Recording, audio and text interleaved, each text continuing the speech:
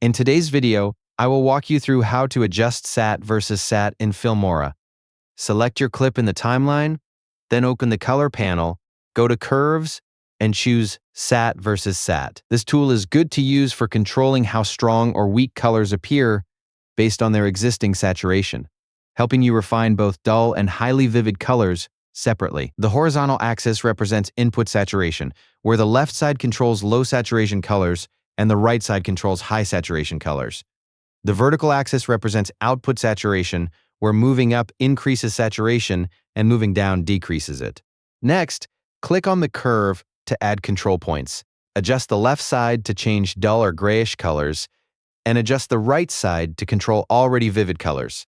Drag points up to increase saturation or down to reduce saturation in each range. Then add extra points to isolate specific saturation levels and prevent affecting all colors at once. Thank you for watching the video.